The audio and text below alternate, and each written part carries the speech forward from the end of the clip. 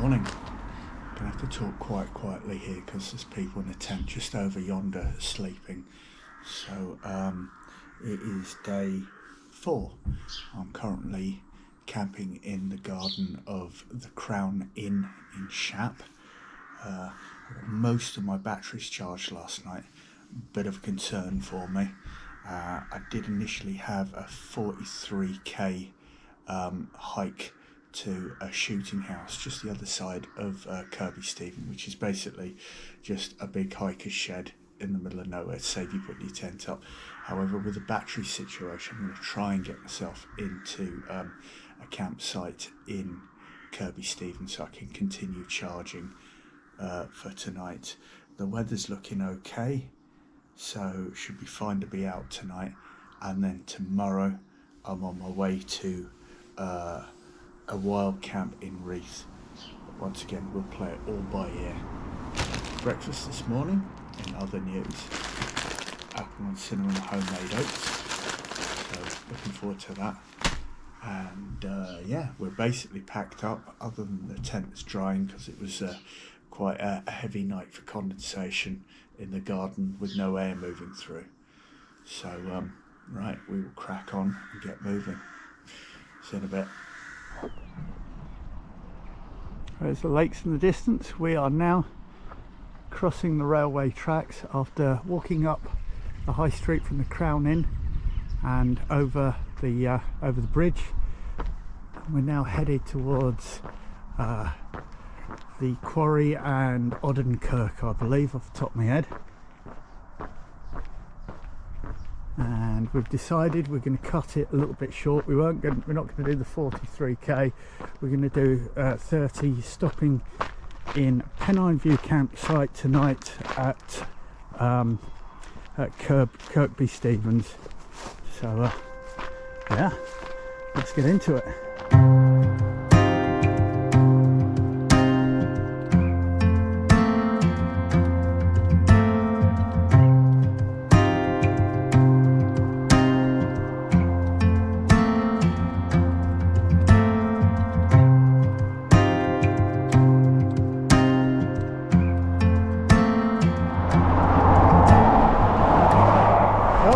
Crossing the M6 now. That pretty much signifies the end of the Lake District. It's been arduous, to say the least. Pleasant, but arduous. So yeah, I think I pushed myself really quite hard to get across that in that time. I know guys have done more, but hey, I'm nearly 50 yet. I'm packing an extra bit of timber on this trunk compared to what I was when I was younger. So anyway, we're going to move on. Our last look at the lakes before we start heading deep into the Dales. Yorkshire Dales National Park.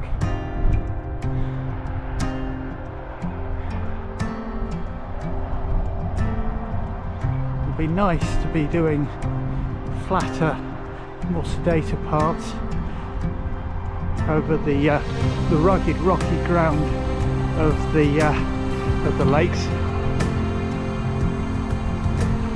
So give the old plates of meat a bit of a break, and yeah, looking forward to that.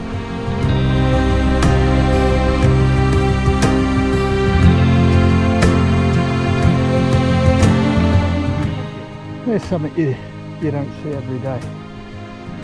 Deep active electric sludge. Like something from Austin Powers, isn't it?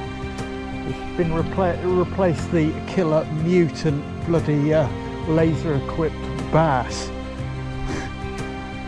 Okay. Right, this would be, well this is rather, this is Shap Quarry. Still active, obviously.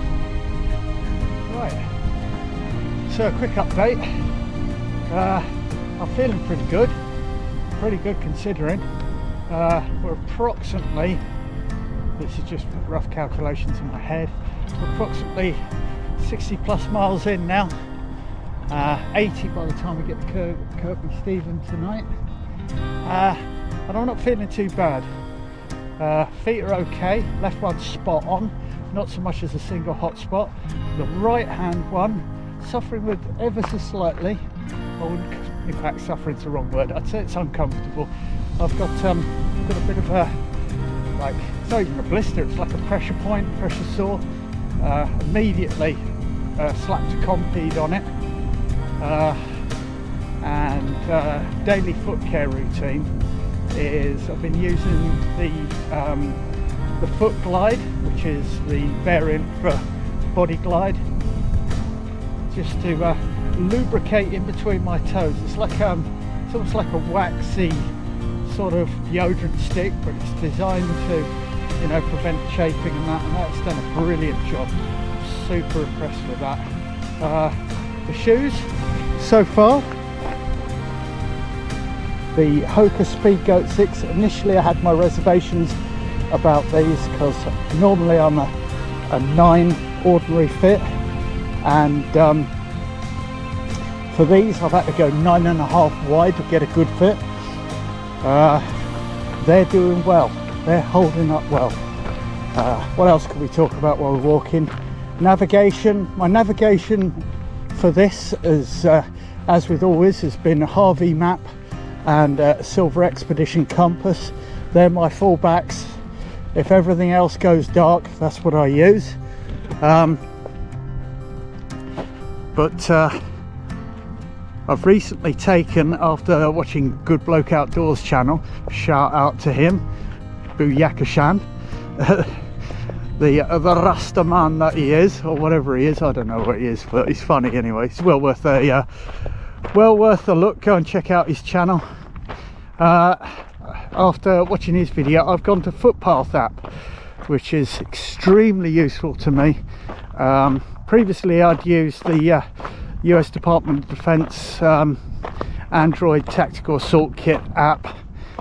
That's extremely complicated and it's too much. You just don't need it, and a lot of prep to get your routes and all the rest of it. So I've gone lazy, gone to Footpath app, and I don't think I'll look back.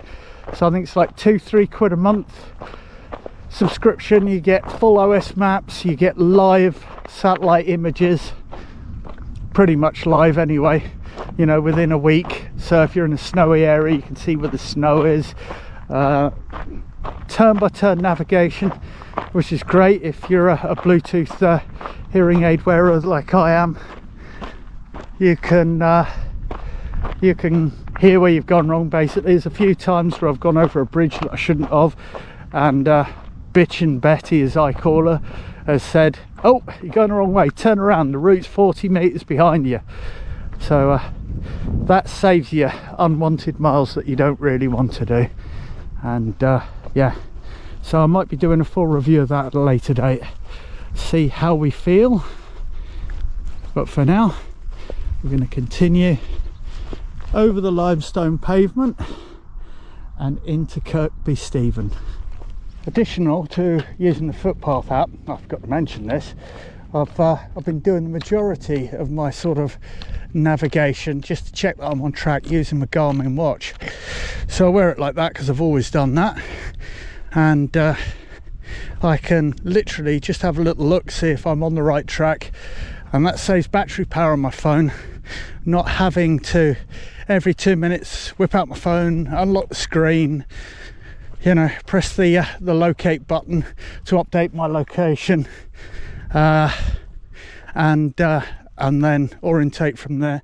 I can be hiking along like this, do that, yep, good to go. And that's how we're rolling.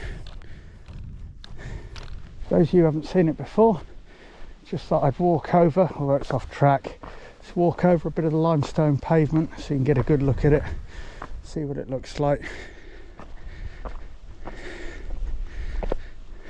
Watch me do my ankle in now, walking over something that I didn't need to. But hey, I haven't even got the elderly male support units out. Here we go, they're out and running. no excuses for twisting your ankle if you're not using your sticks and you've got them on you. That's a schoolboy error. Anyway, there you go.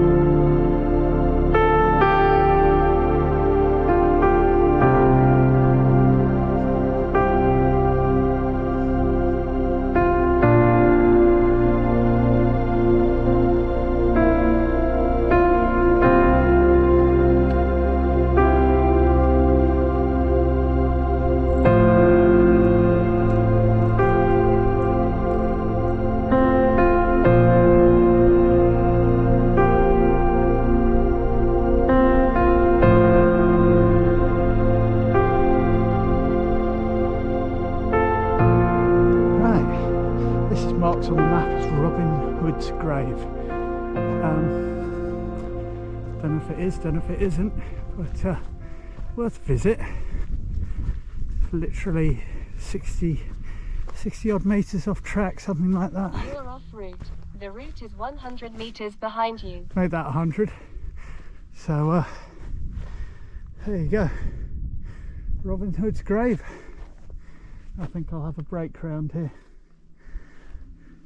The old trotters. Yeah, 2 hours in, time for a break. So we just had a break at Robin Hood's grave there. Aired myself, dried myself, caught a bit of sun, excuse me, and we just come over the top, just getting these remarkable views. I have a feeling I can see the 9 standards. I may be wrong, but I can definitely see the observatory in the far distance, centre screen. I believe that's Cross Fell over there, but it's extremely hazy, so I don't know if the camera will pick it up. But in the mid-ground, fantastic views anyway. Look at that, stunning. Right, a mile out of Alton. I've just crossed a major blacktop road, cattle driven it.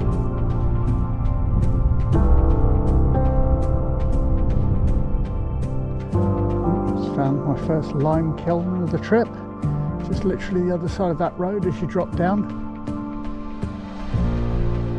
Some work gone into that. Right, Coast to Coast Path, Sun Pig in Town. 3.5 miles that way. Had a wobble with my navigation there. I missed the sign that was hidden just past the gate. Merrily wandering away in my own little world, and then I thought, nah, I'll just, you know, do a diver at the bottom, pick it up through a field. No, they'd obviously had a lot of people miss that sign, were quite angry with people walking across the land, so I had to go all the way back and find the sign, which was easier on the way back because you could see it wasn't hidden behind a blooming tree. Top plans for navigation there. There is a thoroughly documented piece of signage there. I don't think anybody's walked past here without videoing it.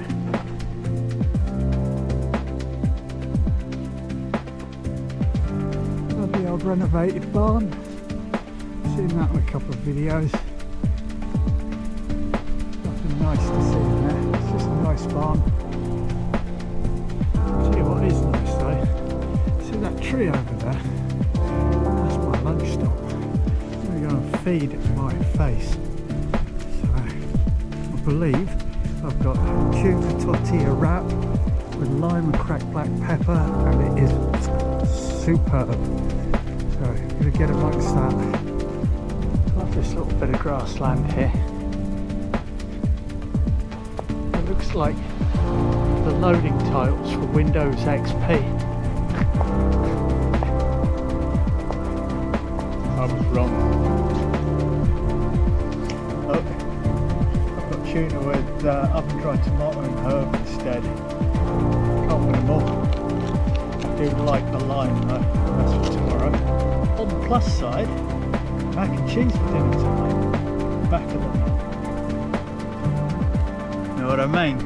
Can't fall off, can you? Look at that. It may look like cat food, but it tastes awesome. John West jacket toppers tortilla. Lots and lots of bang for your buck. Doesn't weigh much, but plenty of calories where you need them. Happy days. So bless them, nice people at Sunbig and Tarn, which is about the halfway point between Shap and Kirkby Stephens, have helped me out. They still haven't got their like bait shop, tuck shop, whatever it's called, up and running yet, because the last one blew down apparently. But they're looking to have that up and running with camping, showers, all the rest of it next year. So that's a major stop off, and to be honest, it's the last place that I know of personally before you get to Kirkby Stephens. And last time I did this in 2023, it was extremely hot, and I ran out of water around Smaledale Bridge and had to blag some off some other hikers, which was highly embarrassing, because that's really quite bad admin to run out of water.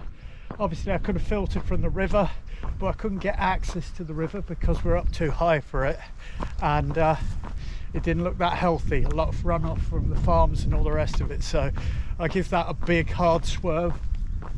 Just making sure I don't get run over here, no traffic. Oh, I knew I could hear something. I give that a swerve, and yeah, ran out of water. Thank you. So bless them. If you're coming through on the coast to coast, get yourself into Sunbig and Farm, and yeah, help them out, because they're the last place that can help you out for quite some miles.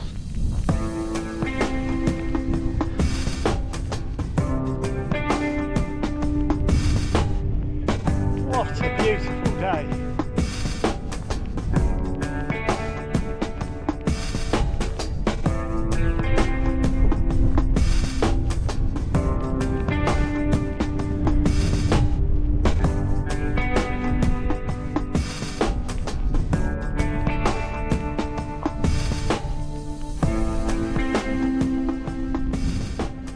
So we've made our way around there, following the route, but we've cut across that piece of land.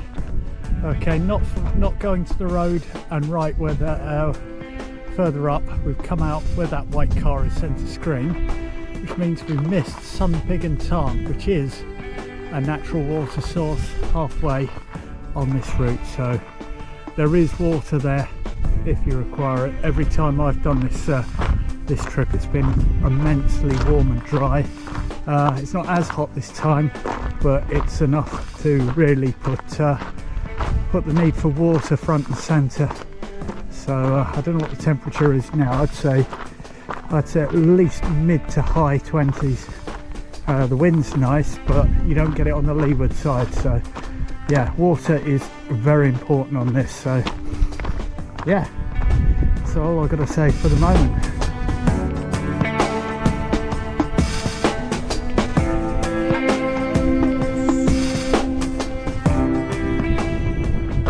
11 k's away from home for the night.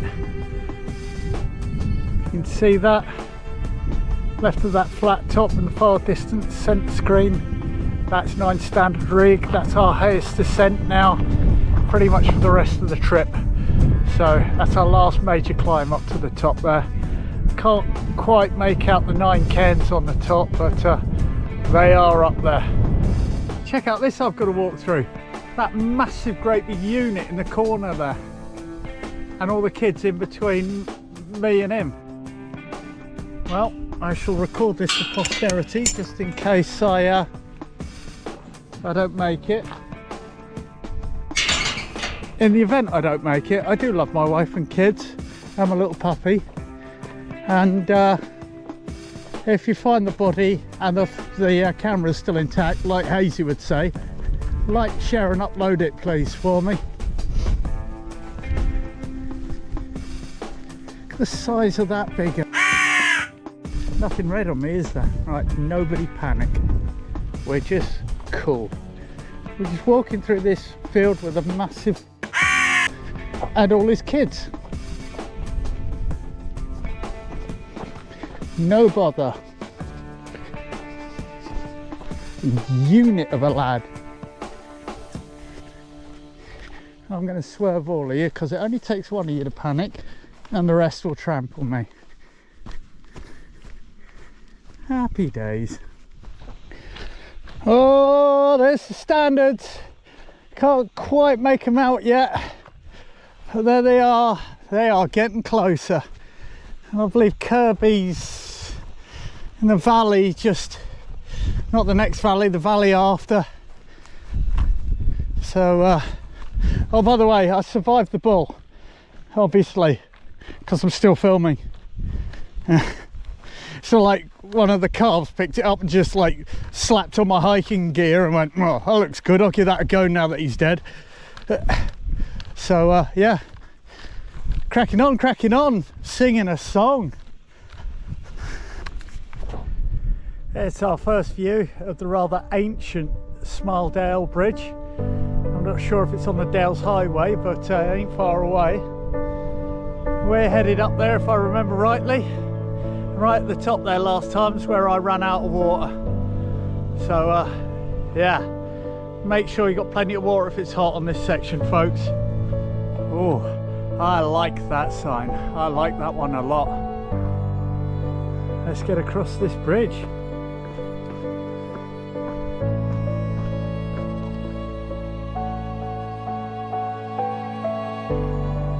Fishy fishies. I see you.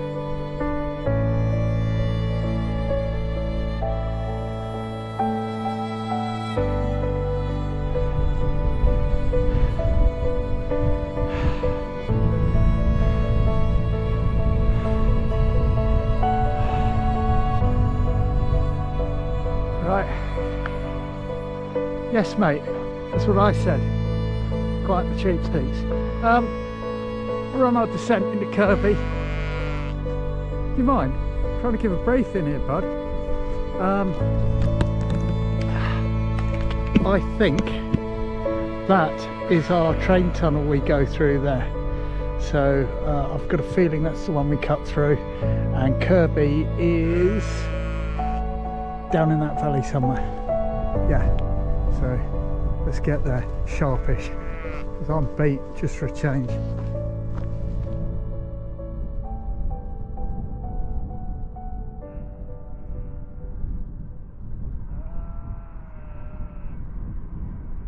There's our ride home, if it all goes wrong.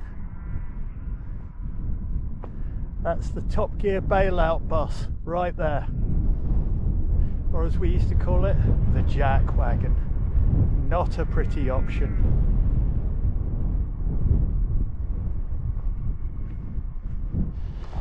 Finally making our way under our railway tunnel, and the end is in sight. Having said that, I'm still going to navigate off route to Pennine View campsite, so we'll look at that once we get to the point where we break away.